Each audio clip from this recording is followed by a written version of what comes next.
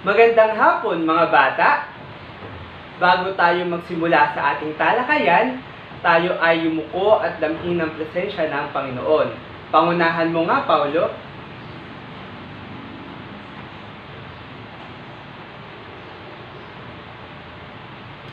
Salamat sa iyong pangunguna sa ating pagdarasal, Paulo. Ngayon naman ay kayo ay umupo. Ngayon ay ika-3 ng Hunyo taong 2021. Ngayon naman ay ating alamin kung may lumiban ba sa ating klase. Sa unang pangkat, may lumiban ba sa ating klase? Iulat mo nga, Jezreel. Mahusay. Sa ikalawang pangkat, iulat mo nga, Dominic. Mahusay. Sa ikatlong pangkat, iulat mo nga, Francis. Mahusay. Walang lumiban sa ating klase ngayong araw.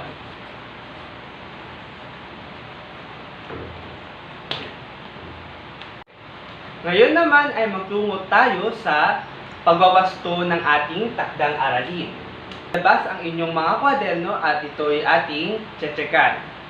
Lagyan ng masayang mukha kung ito ay isang epekto ng tahimik at malinis na kapaligiran, at malungkot na mukha naman kung ito ay isang epekto ng marumi at maingay na kapaligiran. Sa unang katanungan, walang interes na makinig sa talakayan. Sagutin mo nga, Jeng.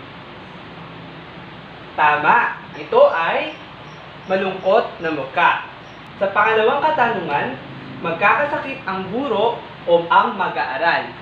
Ano kaya itong epekto ng kapaligiran? Mara, sagutin mo nga.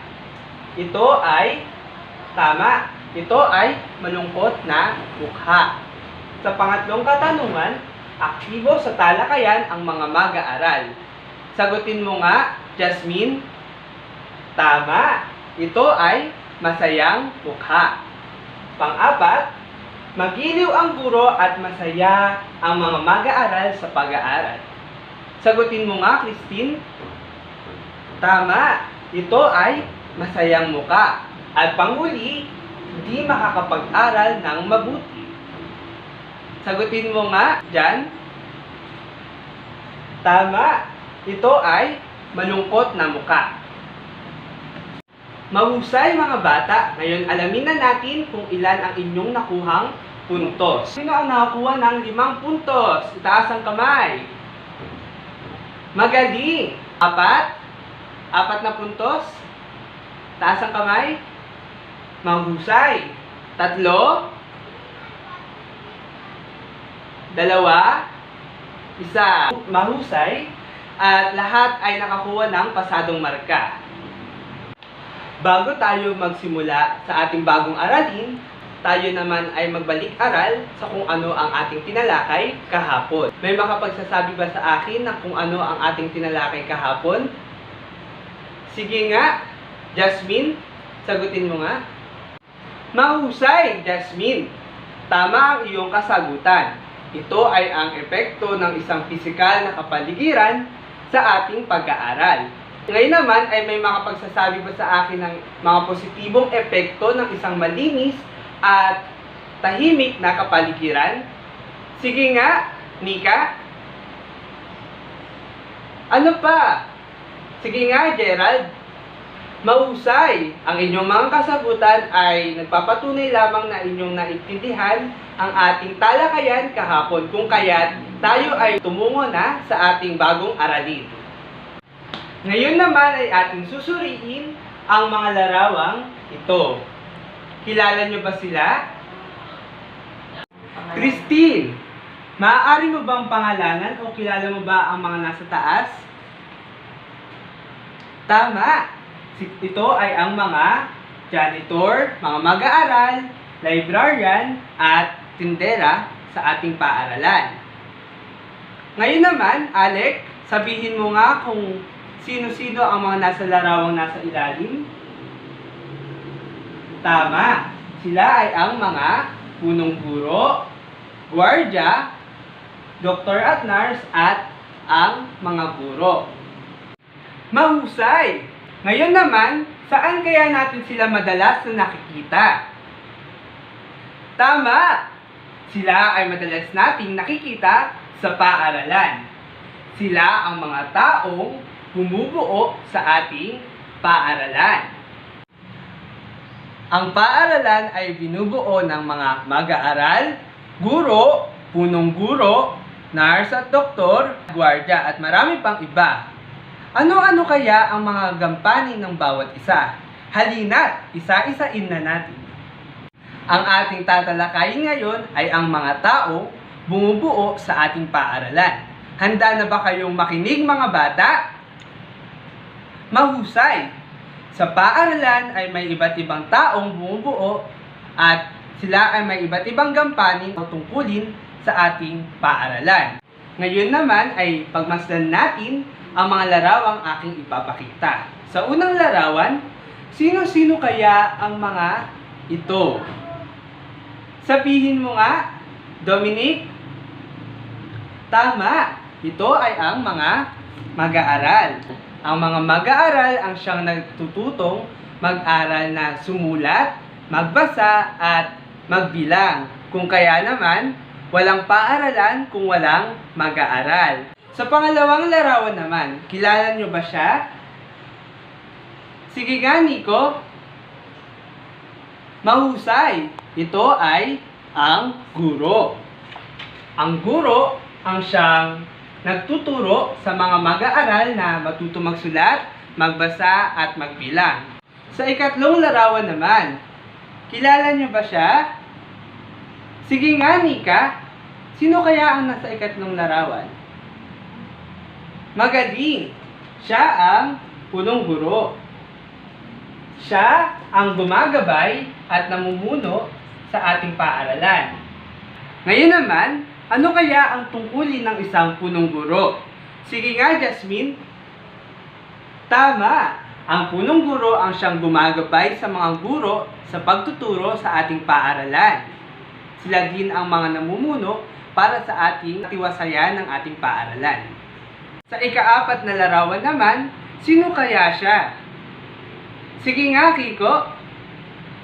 Tama! Ito ay ang librarian ng ating paaralan. Ang librarian ang siyang nangangasiwa sa ating mga aklat sa paaralan. Sa ikalimang larawan naman, sino-sino kaya sila? Sige nga, Tope. Tama! Sila ang mga doktor at nurse. Ano kaya ang kanilang mga gampanin o tungkulin sa ating paaralan? Sige nga, Paulo. Tama!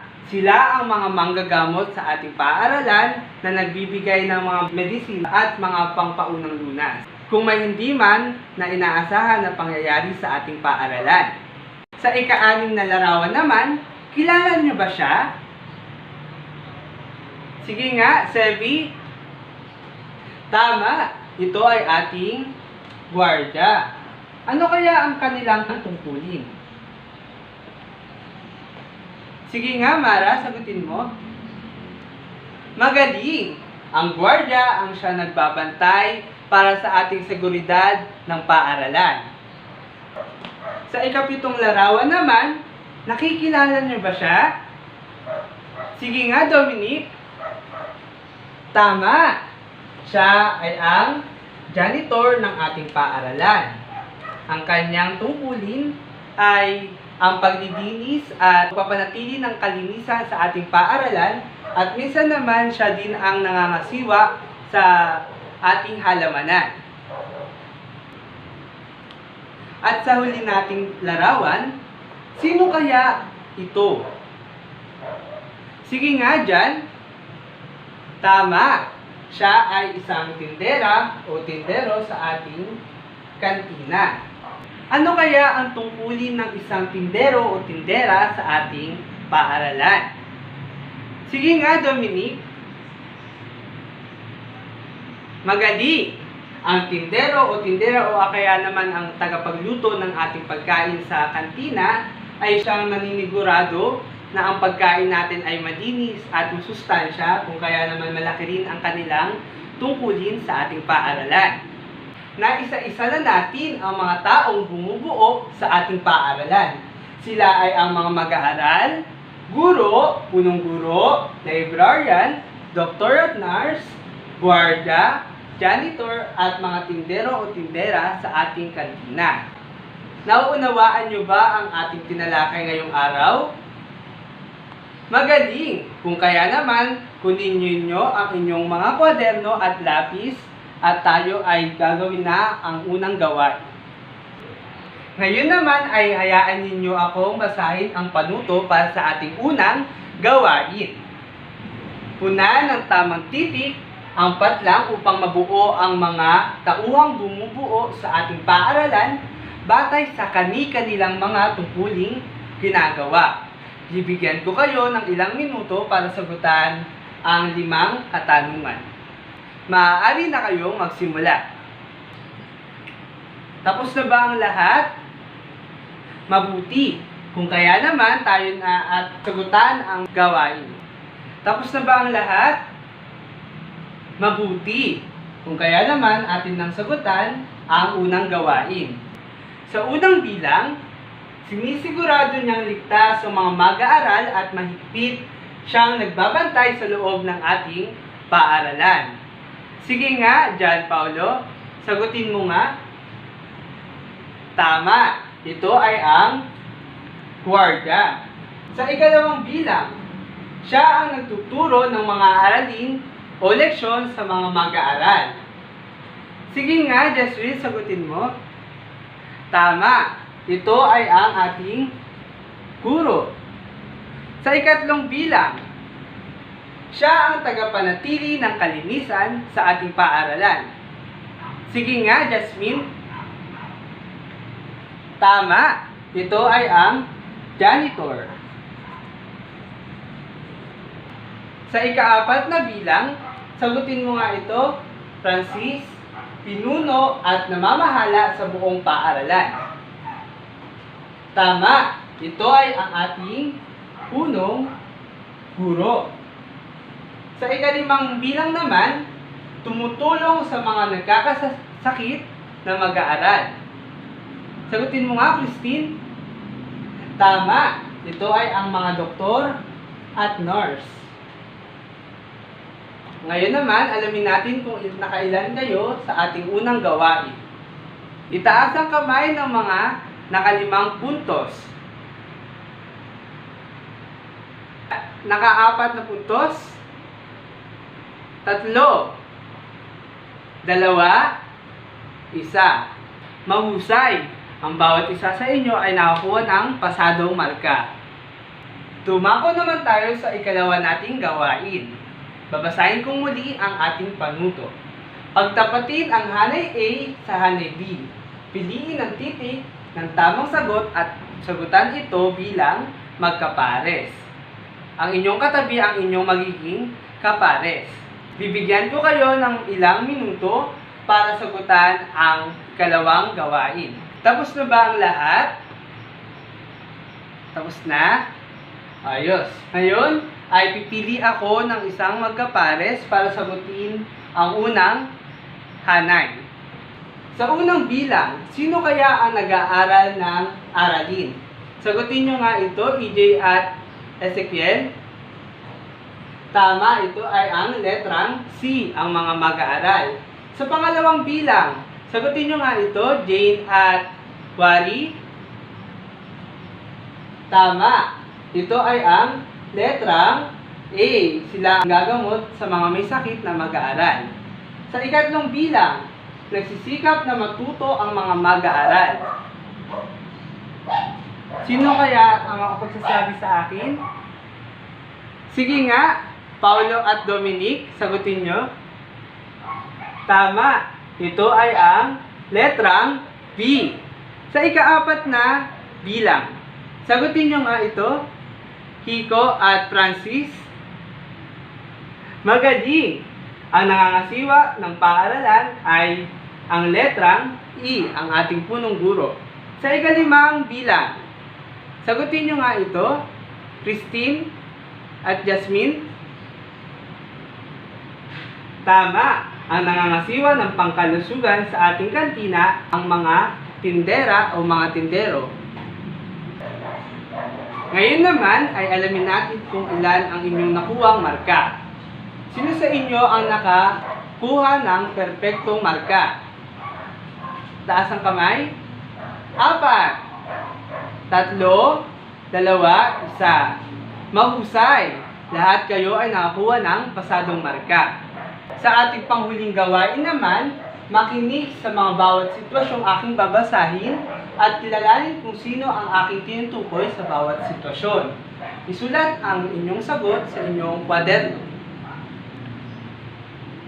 Unang sitwasyon, nais humiram ni Leia ng aklat sa silid-aklatan.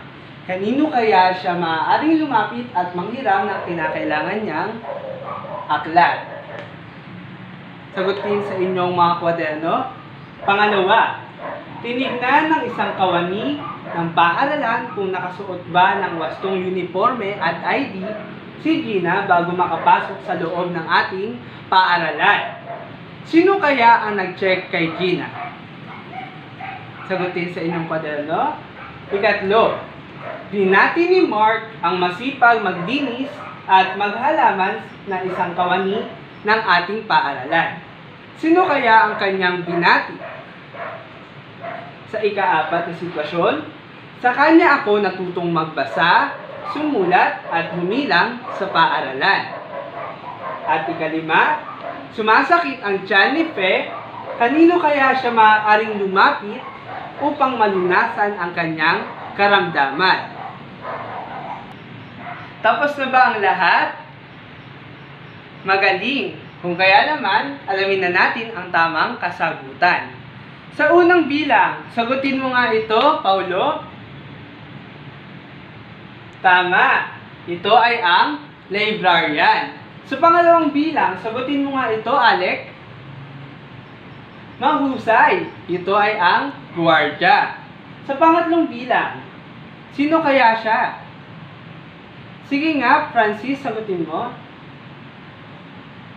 Tama, ito ay ang janitor. At sa ika-4 na bilang, sagutin mo nga ito, Jeng. Tama, ito ay ang guro. Ika-5 bilang, sagutin mo nga ito, Dominic. Tama, ito ay ang doktor o nurse.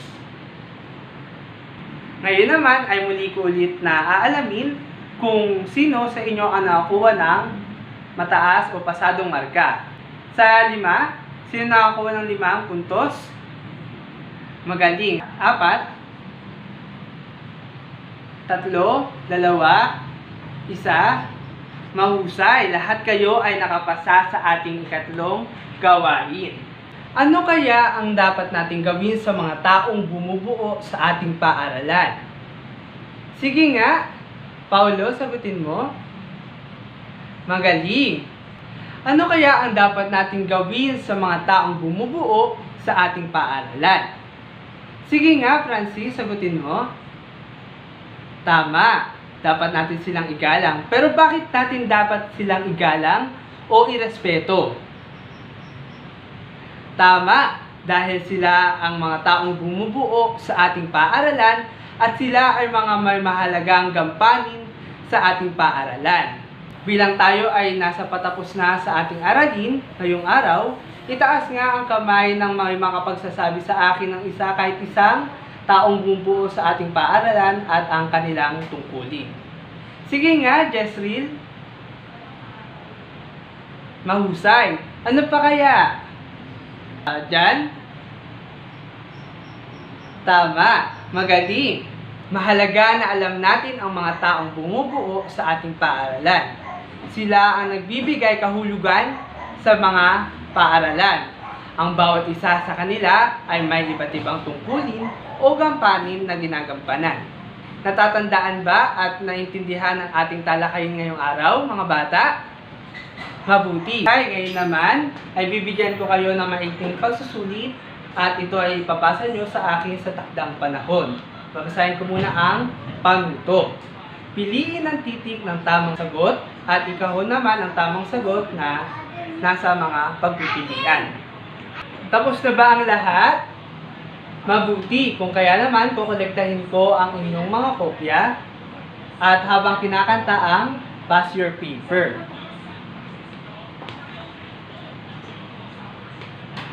Nakolekta ko na ang inyong mga papel. Ngayon naman ay sasagutan natin ang inyong maikling pagsusulit. Unang bilang, siya ang nagpapanatili ng kaligtasan ng mga bata sa paaralan. Ito ay letrang B, Guardia. Siya ang nagtuturo ng mga mag-aaral sa loob ng ating silid-aralan. Ito ay ang guro, letrang A. Sa ikatlong bilang naman, siya ang pinuno ng paaralan. Ito ay letrang C, punong guro. Sa ika-apat na bilang naman, sila ang gumagamot sa mga mag-aaral na nagkakasakit. Ito ay letrang B, ang nurse at doktor.